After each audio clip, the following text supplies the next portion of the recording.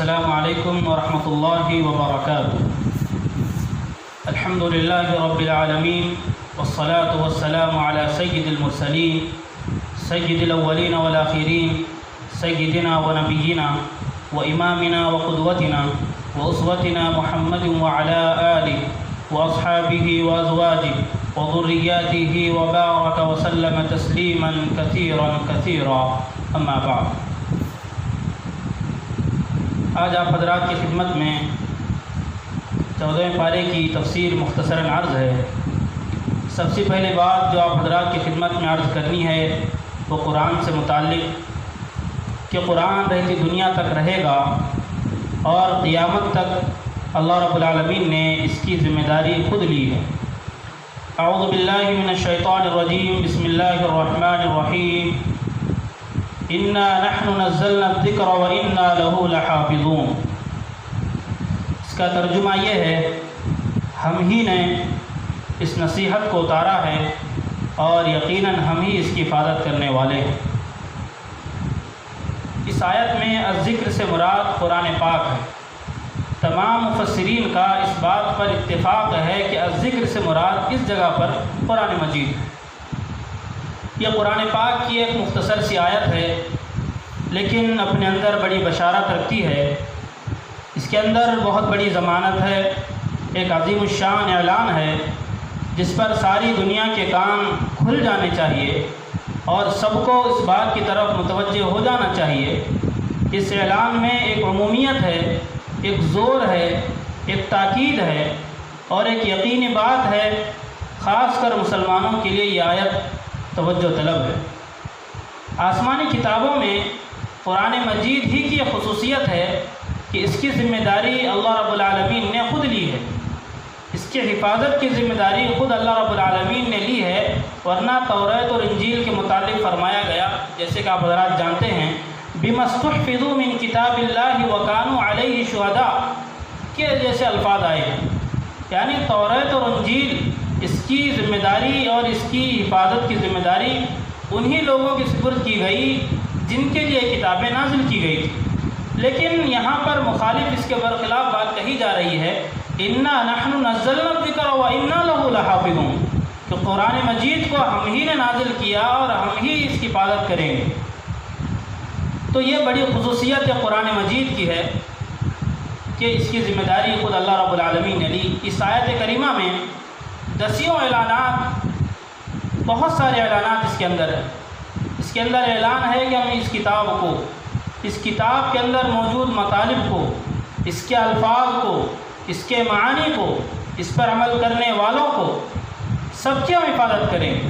ہم اس کتاب کی قدر کرنے والوں کی حفاظت کریں گے، اس کتاب کو یاد کرنے والوں کی عزت کرائیں گے، اس کتاب کا علم حاصل کرنے والوں کے سلسلے کو برقرار رکھیں گے۔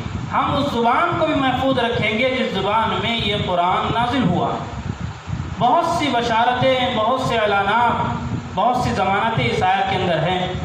الغرض وَإِنَّا لَهُ لَحَافِظُونَ میں ساری حفاظتیں، ساری ضمانتیں موجود ہیں۔ اس لیے مبارک ہیں وہ لوگ جو اپنے کو اس سلسلے میں لیے ہوئے ہیں، اس کشتی نوح میں اپنے آپ کو بٹھائے ہوئے ہیں، کیونکہ یہ کشتی نوح ہے۔ اس وقت نوح علیہ السلام کے زمانے میں عذاب سے بچنے کا ایک واحد ذریعہ تھا اور وہ تھی کشتی نوح۔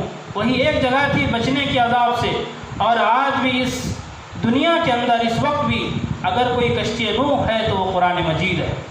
جبکہ ایک سیلاب امڑ چکا ہے ساری دنیا میں، مادیت کا، نفس پرستی کا، خواہشات کا، قوت پرستی کا، طاقت پرستی کا، وہ سب کو لے کر ڈوبے گا۔ اس وقت اگر کوئی پناہ کی جگہ ہے تو وہ کشتی محمد ہے صلی اللہ علیہ وسلم، وہ کشتی قرآن ہے، وہ کشتی اسلام ہے۔ جو بھی اس میں پناہ لے گا، جو بھی اس کی حفاظت میں آئے گا وہ محفوظ ہوگا، جو اس کی حفاظت میں نہیں آئے گا وہ غیر محفوظ ہوگا۔ اس کی صیانت میں جو آئے گا وہ اپنے آپ کو محفوظ پائے گا، جو اس سے دور جائے گا وہ اپنے آپ کو غیر محفوظ پائے گا۔ اللہ نے اعلان کیا وَإِنَّا لَهُ لَحَافِظُونَ، اس کے اندر تمام چیزیں آ گئی جو قرآن سے وابستہ ہیں، جو قرآن سے جڑے ہوئے ہیں، قرآن کی تعلیمات سے جڑے ہوئے ہیں، قرآن پر ان کا ایمان ہے، تو یہ آیت ان کے لیے بھی ہے وَإِنَّا لَهُ لَحَافِظُونَ۔ سب کی حفاظت کی ذمہ اللہ رب العالمین نے خود لیا ہے، اور جو اللہ کی حفاظت میں ہو پھر اس کو کون ضائع کر سکتا ہے، پھر وہ کیسے ضائع ہو سکتا ہے؟ تو انسان کو کوشش اس بات کی کرنی چاہیے، مومن کو خاص طور سے، کہ اس کا ایمان ہمیشہ قرآن پر رہے۔ جب تک قرآن سے اپنے آپ کو وابستہ کر کے رکھے گا تو ترقیاں اس کے قدم چومیں گی، جب قرآن کو چھوڑ دے گا تو پھر انسان ضلالت میں، گمراہی کے راستوں پر جائے گا۔ اللہ اس سے ہماری حفاظت فرمائے۔ دوسری بات جو آپ حضرات کی خدمت میں آج بیان کرنی ہے وہ دعوت اور حکمت دعوت ہے۔ سورہ نحل کی آخری آیات میں، آخری رکوع میں اللہ رب العالمین نے بیان کیا ادع الی سبیل ربک بالحکمت والموعظۃ الحسنہ وجادلہم باللتی ہی احسن ان ربک هو اعلم بمن ضل عن سبیلہ وهو اعلم بالمہتدین۔ کہ اے نبی صلی اللہ علیہ وسلم اپنے رب کے راستے کی طرف حکمت اور اچھی نصیحت کے ذریعے بلاتے رہیے اور اچھے طریقے پر ان سے بحث کیجئے۔ بلا شبہ آپ کا رب خوب جانتا ہے کہ کون اس کے راستے سے بھٹک گیا ہے، اور وہ صحیح راستے چلنے والوں کو بھی خوب جانتا ہے۔ اللہ رب العالمین نے یہ خطاب اپنے آخری نبی حضور پاک صلی اللہ علیہ وسلم سے فرمایا۔ آپ کے ساتھ ساتھ یہ خطاب اس امت کے لیے بھی ہے، جو امت یہ آخری امت ہے، اس کے بعد کوئی امت نہیں۔ اس آیت کریمہ میں اللہ رب العالمین نے دعوت و تبلیغ، اصلاح و ارشاد کے طریقے کو بیان کیا۔ حقیقت تو یہ ہے کہ تبلیغ و دعوت کے اصول اس کی کوئی تحدید نہیں کی جا سکتی، لیکن اس آیت کے اندر ایک داعی کی، ایک مصلح کی کیا حد ہونی چاہیے، وہ کس حد تک جا سکتا ہے اور کہاں تک اس کا جانا، کس طرف اس کا قدم بڑھانا ممنوع ہے، وہ تمام باتیں اللہ رب العالمین نے سے بیان فرمائی۔ کہ داعی اللہ کو کتنی آزادی ہے اور کس درجے پابندی ہے اور کس حد تک وہ اپنے آگے قدم بڑھا سکتا ہے اور اس کے آگے نہیں بڑھا سکتا۔ جہاں تک دعوت کی وسعت اور داعی کی آزادی کا تعلق ہے، اس کی تعبیر اس طرح بیان کی ادعو الی سبیل ربک۔ یہ نہیں کہا کہ ایمان کی طرف بلاؤ، اسلام کی تعلیمات کی طرف بلاؤ، قرآن کی طرف بلاؤ، نماز کی طرف بلاؤ، روزے کی طرف بلاؤ، زکوٰۃ کی طرف بلاؤ، اخلاق کی طرف بلاؤ، اعمال کی طرف بلاؤ اور دوسری چیزوں کی طرف بلاؤ، بلکہ اس میں ایک عمومیت ہے ادعو الی سبیل ربک۔ ہر وہ چیز جو اللہ سے جوڑے گی اس راستے کی طرف بلاؤ، ہر وہ کام جو بندے کو اللہ سے جوڑے گا اس راستے کی طرف، اس کام کی طرف، اس عمل کی طرف بلاؤ۔ تو اس کے اندر آزادی معلوم ہوئی۔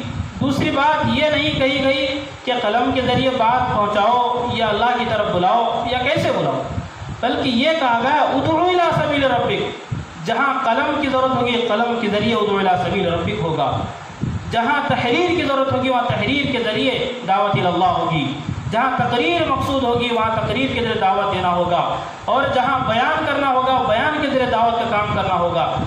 جو بھی کام ہو کہ ہر وہ طریقہ جو بندوں کو اللہ کے قریب کرنے کا ہے، اس طریقے سے اللہ رب العالمین کی طرف لوگوں کو بلانا ہے، انسانوں کو بلانا ہے۔ یہ ادعو الی سبیل ربک سے معلوم ہوا۔ دوسری قید اللہ رب العالمین نے یہ لگائی بالحکمہ، کہ حکمت کے ساتھ دعوت الی اللہ کا فریضہ انجام دینا ہے۔ حکمت یہ ان الفاظ میں سے، عربی کے ان الفاظ میں سے ہے جن کا ترجمہ کسی دوسری زبان میں آسان نہیں ہے۔ عربی زبان بہت وسیع زبان ہے، اس کا ترجمہ دوسری زبان میں بہت مشکل ہے، بہت مشکل سے اس کے مفاہیم ادا ہوتے ہیں۔ حکمت بھی انہی الفاظ میں سے ہے کہ بہت وسیع لفظ حکمت ہے، اس کے اندر تمام چیزیں آئی کہ فہم کے مطابق، استعداد کے مطابق، معاشرے کے مطابق، ماحول کے مطابق، علاقے کے متعلق، طبیعت کے متعلق، نفسیات کے مطابق، مخاطب کی عقلی سطح کے مطابق، ہر وہ چیز اس کے اندر شامل ہے جس میں اپنی بات کو منوانے کا ذریعہ، جو اس میں ہر وہ چیز ہے جس میں داعی کو ضروری ہے کہ کس طرح اپنی بات منوا سکتا ہے۔ جو چیز ضروری ہے وہ تمام کی تمام حکمت کے اندر آ گئی۔ معرف القرآن میں یہ جملہ لکھا گیا ہے کہ روح المعانی میں بحر محیط کے حوالے سے حکمت کی تشریح کی گئی، تفسیر بیان کی گئی۔ الحکمہ انہا الکلام الصواب الواقع من النفس اجمل موقع، کہ حکمت کہتے ہیں کہ ایسا درست کلام جو انسان کے دل میں اتر جائے، جو انسان کے ڈائریکٹ دل میں اتر جائے، ایسی بات کہنا یہ حکمت۔ دوسری بات جو اس آیت کریمہ سے معلوم ہوئی کہ اس آیت کریمہ میں 3 چیزوں کا ذکر ہے، دعوت کے لیے 3 چیزوں کا، 3 طریقوں کا ذکر ہے: حکمت، موعظت، مجادلہ۔ بعض حضرات مفسرین نے فرمایا کہ یہ 3 چیزیں مخاطبین کی 3 قسموں کی بنیاد پر ہے۔ دعوت بالحکمہ ان لوگوں کے لیے ہے جو اہل علم و فن ہے، جو عقل و خرد رکھتے ہیں، جو معرفت رکھتے ہیں، جو اچھی فہم رکھتے ہیں، جو علم رکھتے ہیں، ان کے لیے دعوت بالحکمہ، حکمت کے ذریعے ان کے لیے دعوت۔ دوسری بات دعوت بالموعظہ، یہ عام لوگوں کے لیے ہے۔ تیسری بات جو ہے مجادلہ، ان لوگوں کے لیے جن کے دلوں میں شکوک اور شبہات ہیں اسلام کے تعلق سے، اللہ کے تعلق سے، یا جو عناد اور ہردرمی کی وجہ سے ان تمام چیزوں کا انکار کرتے ہیں، ان کے لیے مجادلہ۔ لیکن شرط لگائی گئی وَجَادِلْهُمْ بِالَّتِي هِيَ أَحْسَنُ، صحیح طریقے سے، اچھے طریقے سے، اسلامی طریقے سے، پرامن طریقے سے مجادلہ ہو، جو بحث و مباحثہ ہو وہ پرامن طریقے سے ہو۔ اگر ان باتوں کا لحاظ نہیں کیا جائے گا تو دعوت عداوت میں تبدیل ہو جائے گی۔ جو دعوت دینے آدمی گیا تھا پھر عداوت کو دعوت دے کے آنے والا ہو جائے گا، اگر ان باتوں کا لحاظ نہیں کیا جائے۔ تو دعوت کے لیے حکمت بھی ضروری ہے، دعوت اللہ کے لیے موعظت بھی ضروری ہے۔